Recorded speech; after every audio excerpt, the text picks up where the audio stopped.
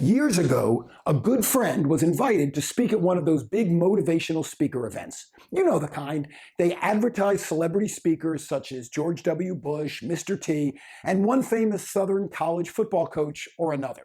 They set the admission price low enough to fill the venue and then make their money by selling the speaker's 12-step programs, workbooks, coaching, and so on.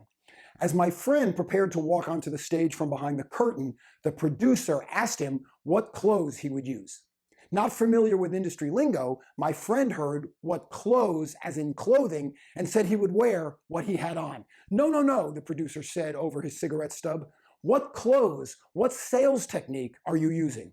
The sharp angle clothes, the artisan clothes, the puppy dog clothes, the backwards clothes? What? My friend mumbled, too nervous and distracted to respond properly.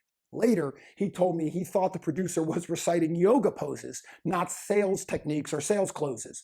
Without answering, my friend waited a second or two until he was introduced and then went out on stage and started his presentation.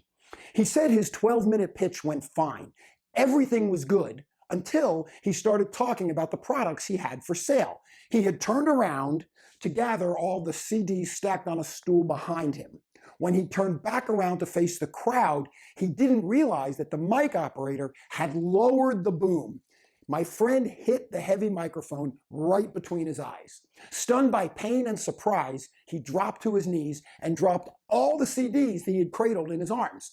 They popped out of their cases and started rolling around the stage in every direction. Some fell off the platform, some rolled behind the curtain, and some just circled him in crazy patterns until they lost momentum and slowly rotated themselves down onto the wooden floor of the stage. My friend sat there crestfallen. After what seemed like an eternity, he dropped his head, threw up his arms, and said quietly, "I was going to offer you my training package for half of its regular $1,200 price. But now, you can have anything you want for just, oh shoot, I don't even know. How about $200? Just see me in the lobby later, if you even want to."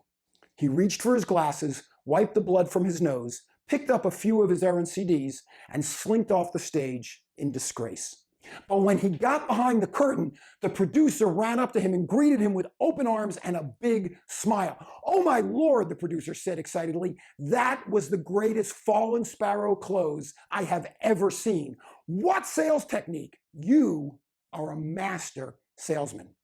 I don't have to tell you that once my friend got out to his lobby sales booth, people were lined up waiting for him. When the afternoon was over, he had sold every CD, workbook, and program he had brought along. He even took money from more people, promising to follow up and send them more materials. As I wrote in my last book, Is That All There Is? And as our group discussions in my Together with Turkel Strategic Roundtables, sometimes the most successful thing you can do is turn your liability into an asset. Or as I wrote in the book, make your scar your star.